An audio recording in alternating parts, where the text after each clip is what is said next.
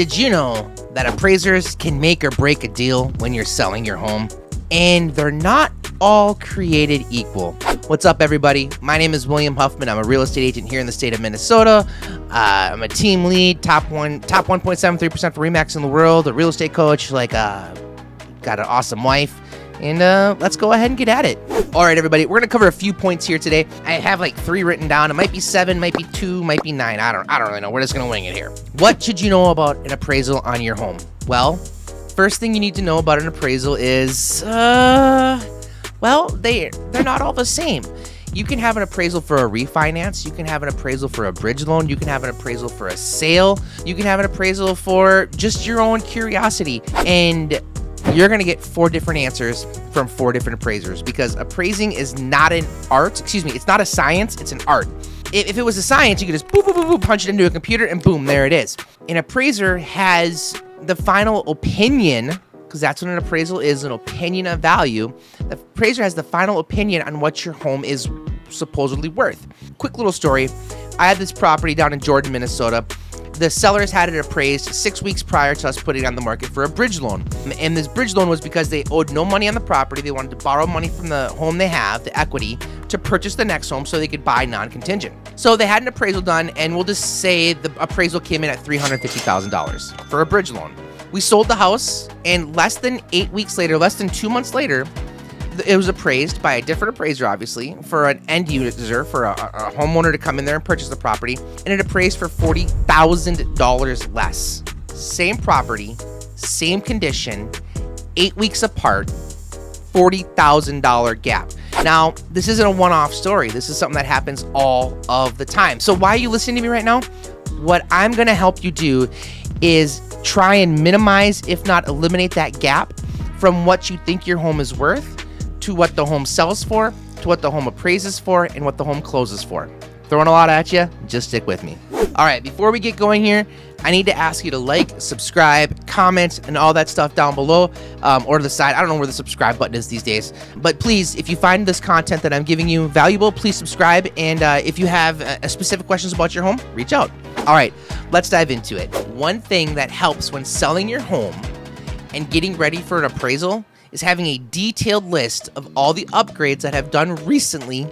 Wow. Having a detailed list of all the upgrades that have been done recently to the property. If you've added new windows, if you've painted, if you've added new carpet, appliances, all of that stuff actually has an impact on how the home is going to be valued for appraisal reasons to a certain extent. Without going down rabbit holes, if you have a 1950s Rambler with brand new windows, will it appraise for more? Yes. Will it appraise for the full value more of what you just paid for windows?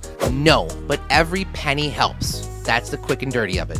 As a listing agent, I already have your home prepared to show. It's the same thing for an appraiser. We have to have it decluttered. We have to have access to everything they're going to need access to. We need to make sure that it's inviting and easy for them to navigate and see everything that's been done to the property. So transparency on what we have going on is pivotal.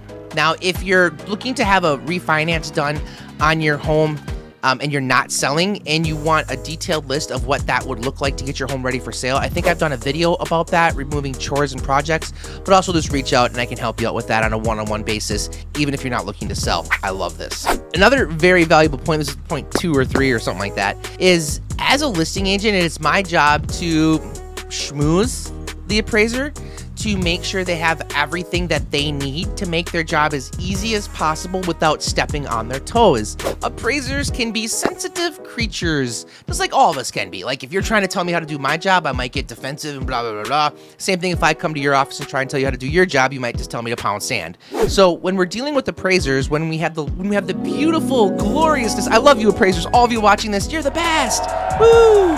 But let's be real here. An appraiser can come in hungover. I'm dead serious. They could be having a bad day. Maybe they just broke up with their partner. Maybe they just got in a car accident. Or maybe they're having a fantastic day and everything's going perfect. Because this is more of an art versus a science, it really does matter how we approach this person. So we have to make them feel supported. We have to let them know that this is their lane and we have to stay out of it. but give them as much help as possible. So I should have a list of data points that are available for them. I should answer any questions that they do when they email me before the appraisal happens. If they don't email me before the appraisal, I should be reaching out to them, offering my assistance.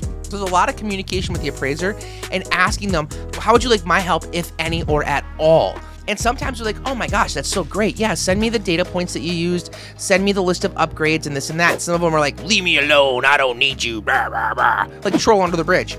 And that's okay.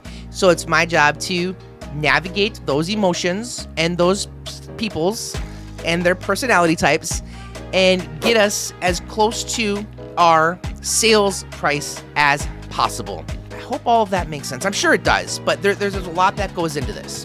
All right, everybody. So we've talked about appraisers. They're sensitive creatures and they're wonderful people, and they have a stressful job, and because a lot relies on them to quote unquote get it right for what we're looking for. Now, there's also different types of appraisals. There's FHA appraisals, there's VA appraisals, there's conventional appraisals, and they all have different standards. There's rehab appraisals, there's bridge loan, there's HELOCs, there's refinancing, and all of these appraisers and appraisals have different processes and different standards. I can't cover them all today.